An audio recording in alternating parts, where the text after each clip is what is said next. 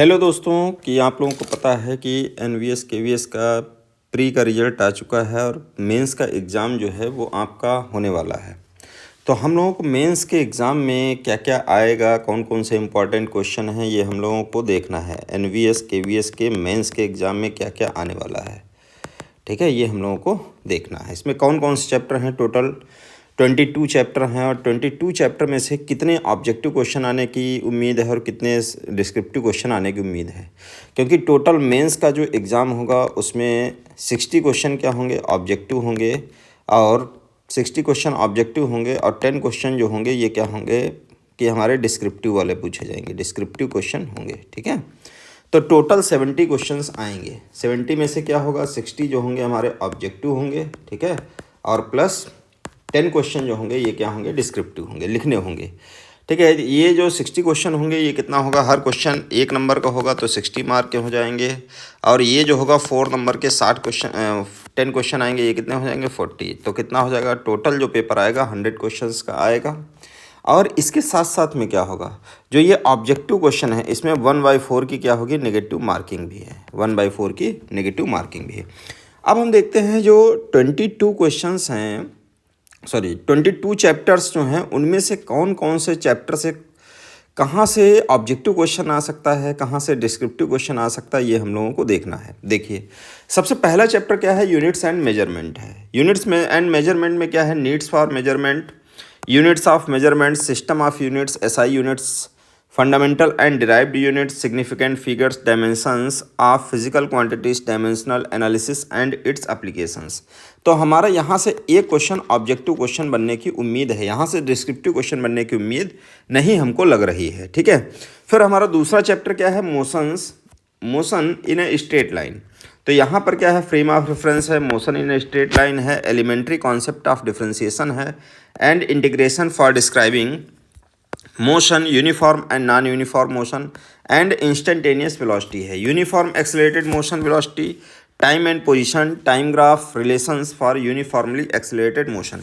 यहाँ से आपके 2 क्वेश्चन बनने की उम्मीद है। कौन से ऑब्जेक्टिव क्वेश्चन, यहाँ से 2 क्वेश्चन बनने की पूरी उम्मीद है, ठीक है।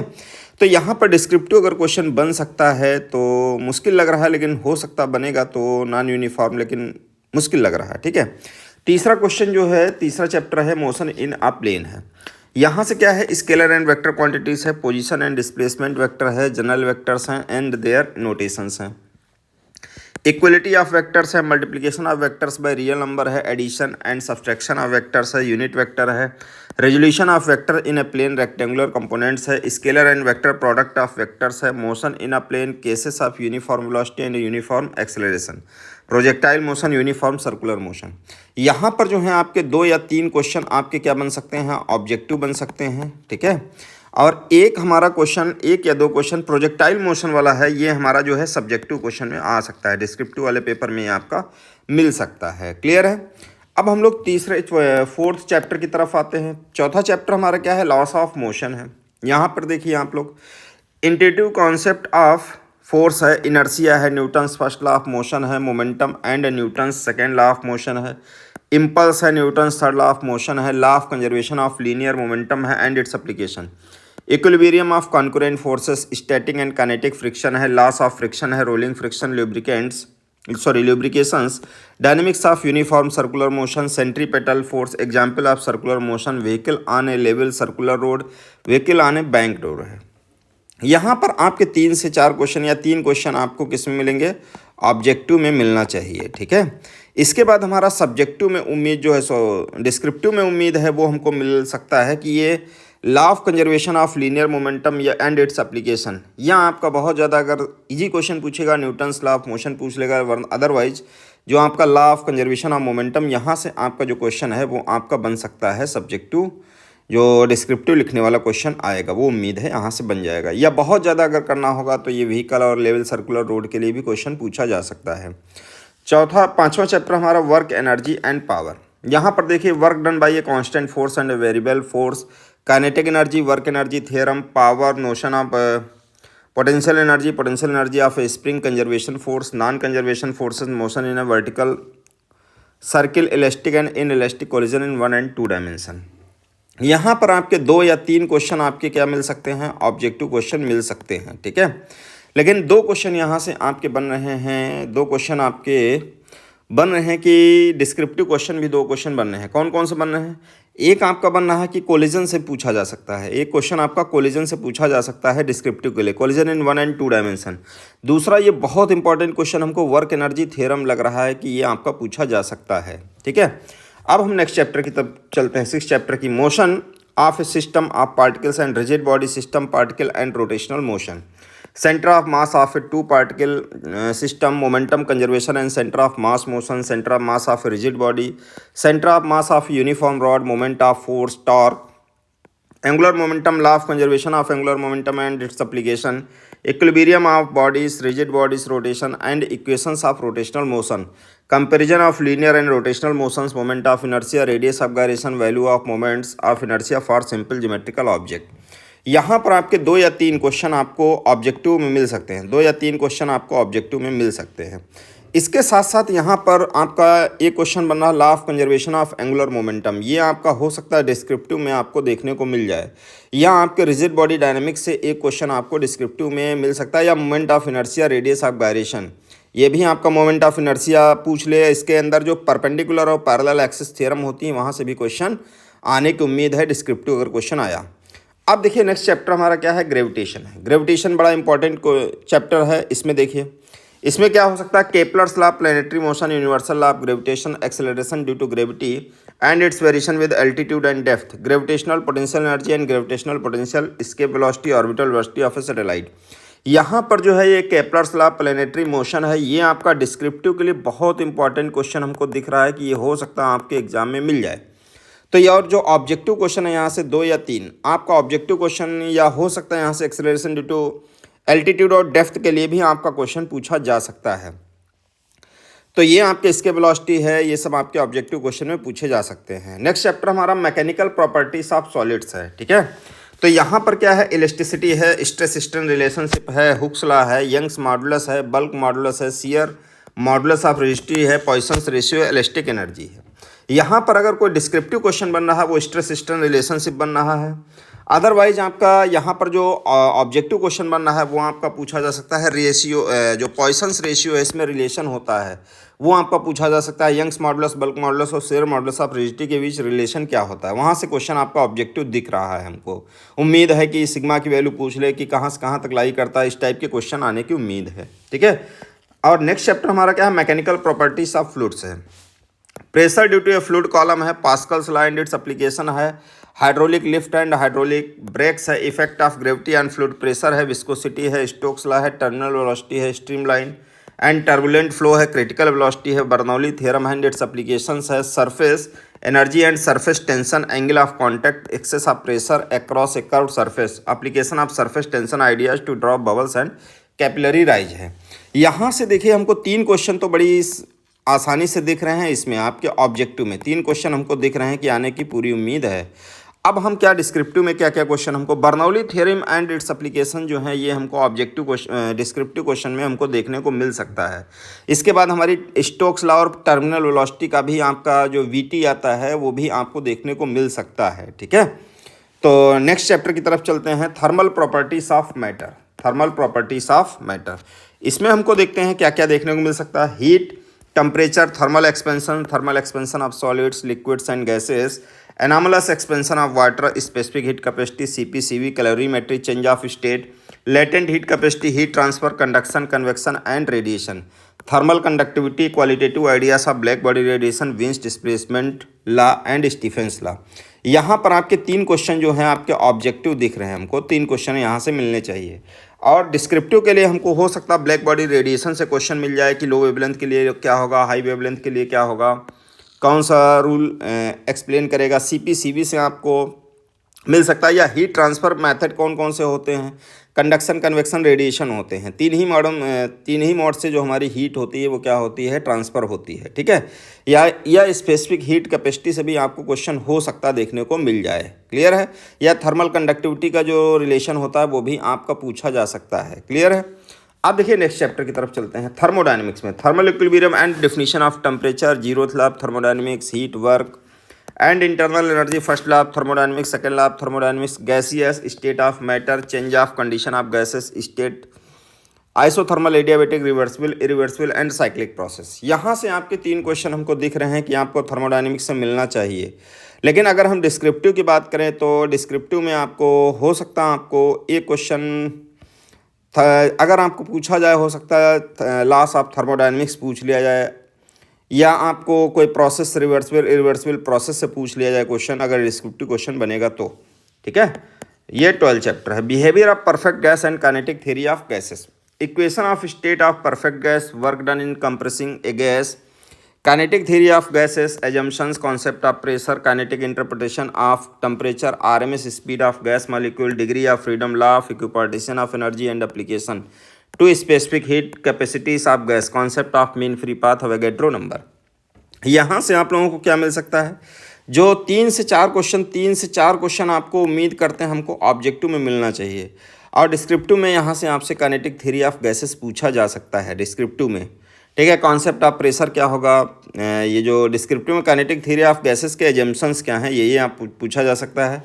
और आपसे इक्विपार्टीशन एनर्जी एप्लीकेशंस भी पूछा जा सकता है। ठीक है, ये concept of mean free path, ये भी आपका इंपॉर्टेंट टॉपिक है। ठीक है, अब हम 13 चैप्टर की तरफ आते हैं।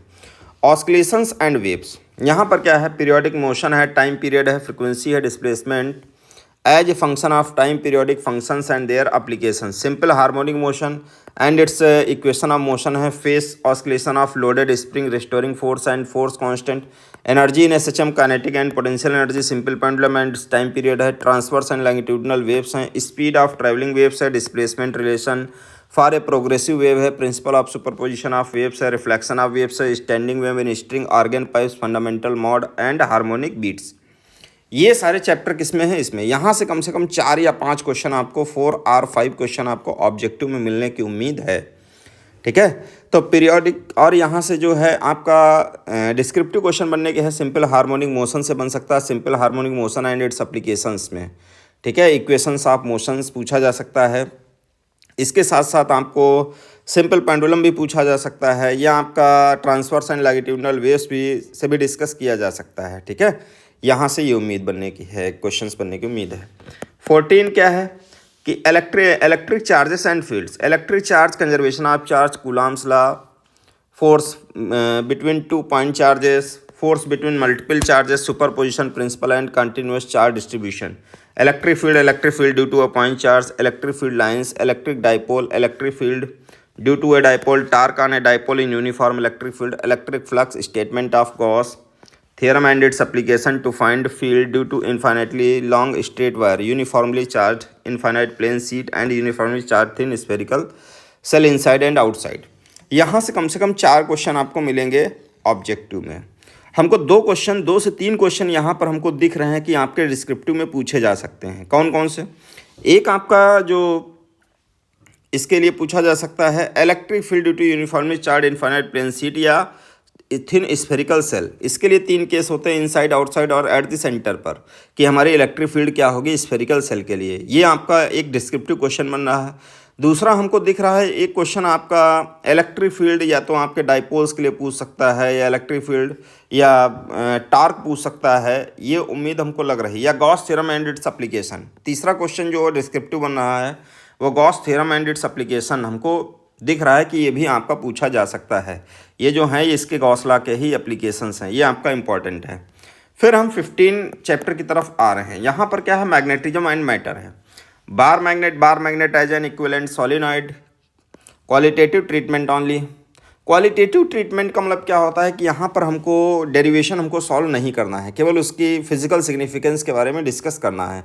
Magnetic field intensity due to a magnetic dipole along its axis and perpendicular to its axis, यहाँ पर भी qualitative treatment only. Torque on a magnetic dipole in a uniform magnetic field, magnetic field lines, magnetic properties of materials, para dia ferromagnetic substances with example, magnetisation of materials, effect of temperature on magnetic properties. यहाँ पर कम से कम 4 question आपको दिख रहे हैं, हमको दिख रहे हैं कि ऑब्जेक्टिव में मिलेंगे। और 2 से 3 2 क्वेश्चन हमको दिख रहे हैं कि आपको हो सकता है डिस्क्रिप्टिव मिल जाए। कौन कौन से मिल सकते हैं? एक आपका बहुत ज़्यादा अगर मैग्नेटिक प्रॉपर्टीज ऑफ मटेरियल्स, इसको डिटेल में पूछ सकते हैं। अगर इसको नहीं पूछेंगे, magnetisation of materials, hysteresis curve वगैरह, यहाँ से भी ये question, retentivity, coercivity, effect of temperature और मैग्नेटिक प्रॉपर्टीज़ क्या क्या पड़ता है, ये भी आपसे पूछा जा सकता है। अगर नहीं तो magnetic field due to magnetic dipole के थ्रू क्या होगी, या इसके परपेंडिकुलर एक्सिस के करस्पॉन्डिंग क्या होगी, यहाँ से भी आपको एक क्वेश्चन देखने को मिल सकता है डिस्क्रिप्टिव में। फिर हम नेक्स्ट चैप्टर की तरफ आते हैं। नेक्स्ट चैप्टर क्या है कि electromagnetic induction, Faraday's law, induced EMF and current, Lenz law, self and mutual induction, alternating current, alternating peak and RMS value of alternating current voltage, reactance and impedance, LCR, series circuit, resonance, power in AC circuits, power factor, wattless current, AC generator और transformer. यहाँ पर हमसे कम 2 से 3 question आपको objective में दिखेंगे। एक question हमको एसी पर हमको कंफर्म लग रहा है कि एक क्वेश्चन जो एलसीआर सर्किट पूछ लिया जाए कि डिस्क्रिप्टिव में, एक यहाँ से ये क्वेश्चन बन सकता है, एक इंडक्शन से भी एक क्वेश्चन बन सकता है। फैराडेज लॉ फर्स्ट और सेकंड फैराडेज लॉ पूछ लिया जाए, उसके एप्लीकेशंस पूछ लिए जाएं। दूसरा क्वेश्चन ये हमको लग रहा है। तीसरा क्वेश्चन हमको जनरेटर या ट्रांसफार्मर में से एक क्वेश्चन पूछा जा सकता है। ये 3 क्वेश्चन यहाँ से डिस्क्रिप्टिव में बन सकते हैं, इनमें से कोई एक क्वेश्चन आपको मिल सकता है। क्लियर है? अब देखते हैं हम लोग 17 चैप्टर क्या है, इलेक्ट्रोमैग्नेटिक वेव्स है। यहाँ पर आपको 2 या 3 क्वेश्चन आपको किस में मिल सकते हैं, आपको ऑब्जेक्टिव में। 2 क्वेश्चन तो उम्मीद हमको लग रही है कि होना चाहिए। एक क्वेश्चन हमको दिख रहा है कि यहाँ पर आपको डिस्प्लेसमेंट करंट अगर डिस्क्रिप्टिव में पूछा जा सकता है, एक ये पूछा जा सकता है, या बहुत ज़्यादा इलेक्ट्रोमैग्नेटिक स्पेक्ट्रम को भी इसको एक्सप्लेन करवा सकते हैं। ठीक है, तो हम लोगों को ये सब याद रखना पड़ेगा। फिर हमारा क्या है, ray optics and optical instrument, ray optics है। तो यहाँ पर क्या है, reflection of light, spherical mirror है, मिरर फार्मूला है, रिफ्रैक्शन ऑफ लाइट है, total internal reflection and optical fibre है, रिफ्रैक्शन एट स्फेरिकल सरफेस है, लेंस है, थिन लेंस है, formula lens makers formula, magnification power of lens, combination of thin lens in contact, refraction of light through a prism है, optical instrument, microscope and astronomical telescope and their magnifying power है। ये बड़ा important chapter है। यहाँ कम से कम 4 question आपको objective मिलेंगे।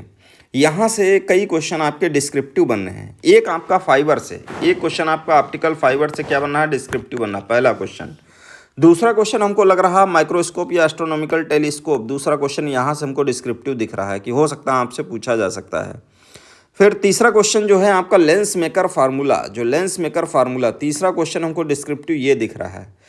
तो आपका टीआईआर को भी लेकर के पूछा जा सकता है, टीआईआर को भी लेकर के क्वेश्चन पूछा जा सकता है।